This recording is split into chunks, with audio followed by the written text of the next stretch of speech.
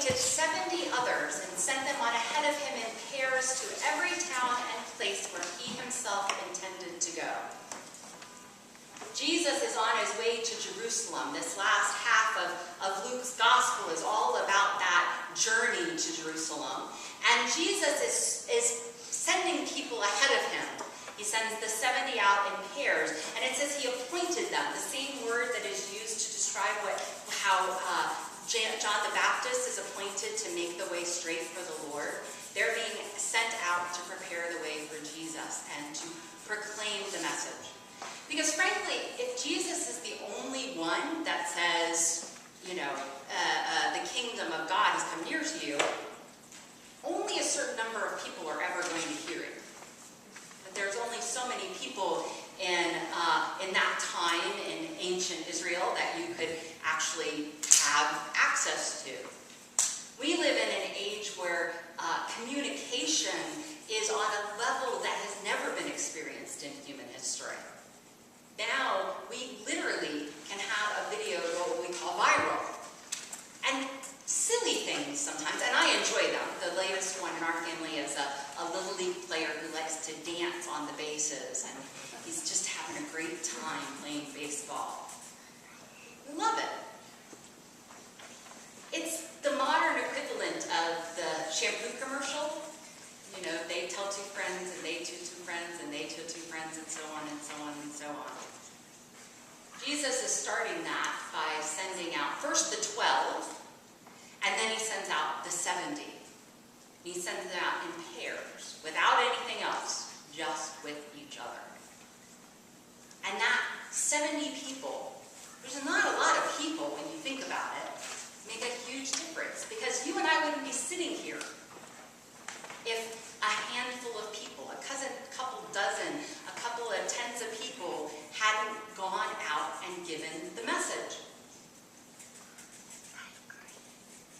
We often talk about St. Michael's as being just a little church.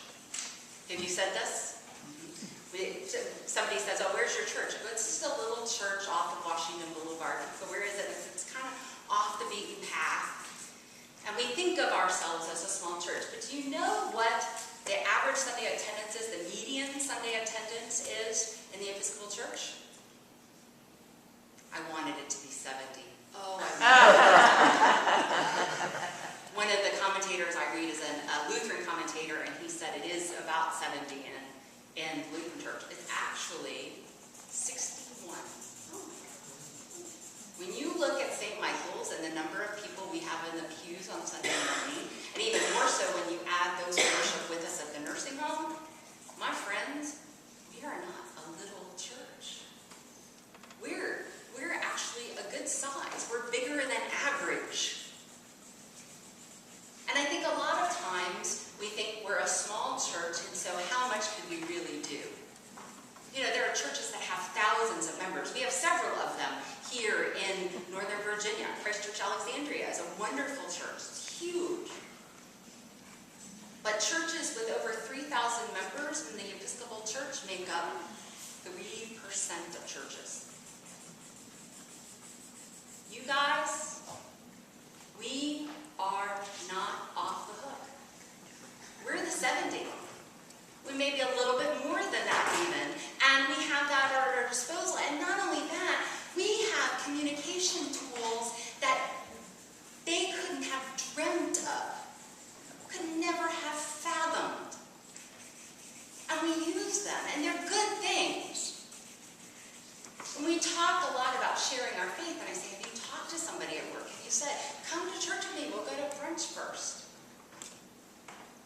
But how many of your posts on your Facebook, for those of you who are on Facebook, say something about your faith?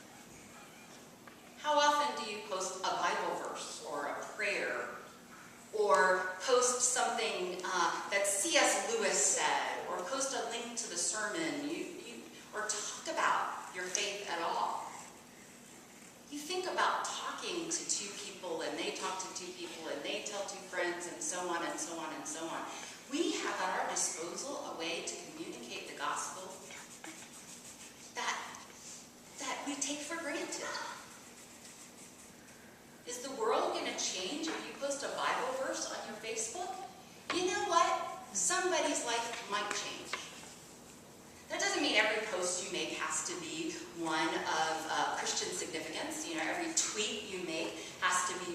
that you have some important message to convey. But it means that we're going to go out there and give that gospel message. And we don't get off the hook because we are a small church. We don't get off the hook because we are somehow removed from Jesus. Let's not worry about how to do it because we have so much possibility. So much that we can do.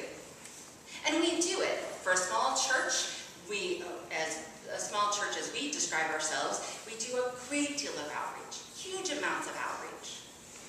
We do so many things that we had a huge 11 by 17 list of all the ministries and things that happen at St. Michael's. Think about how many lives we can touch just by inviting somebody to that. Inviting somebody to church is hard sometimes. I realize that. But, inviting them to come and make sandwiches for the homeless, it's a little easier.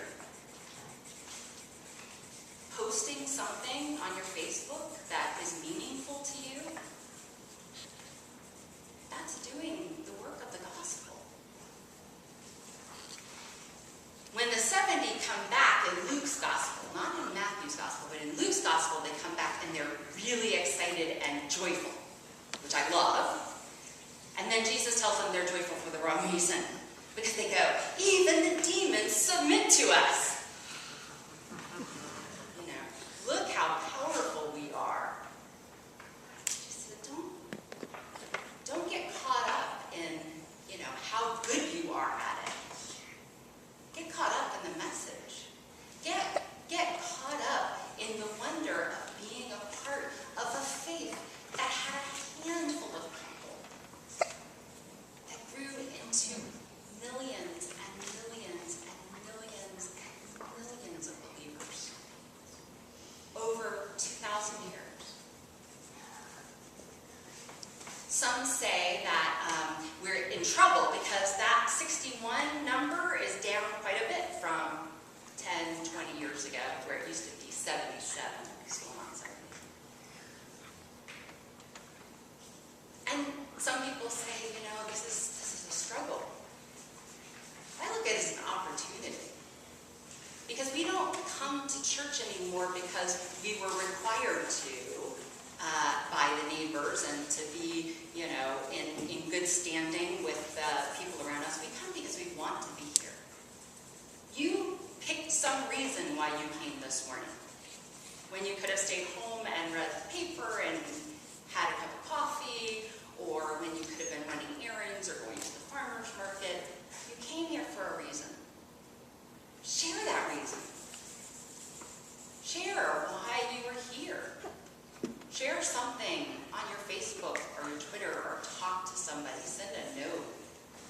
Do the work of the gospel to proclaim that the kingdom of God has come near. It's all well and good to do good acts. I'm a very big fan of doing good works. But Jesus sends them out and doesn't just say heal them. He says tell them the message. And when he says, some people will welcome you and some people won't, the message is the same. When people welcome you, you stay there, you share their peace, you heal people, and you tell them the kingdom of God has come near to you.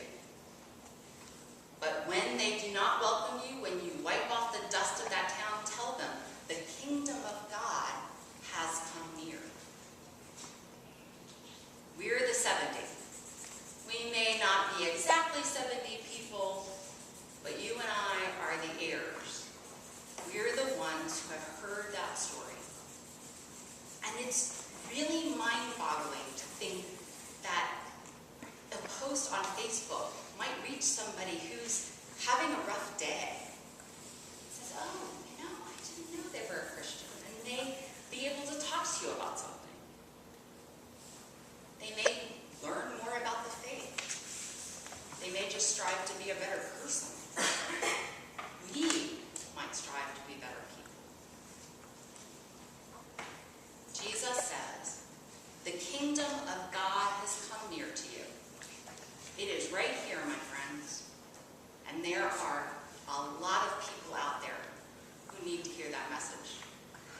Let's make it viral. We don't even have to do it the old-fashioned way by going ahead of Jesus from town to town. We can do it in many different ways that we share our faith. Share our faith with a world that's in deep need and desire of faith and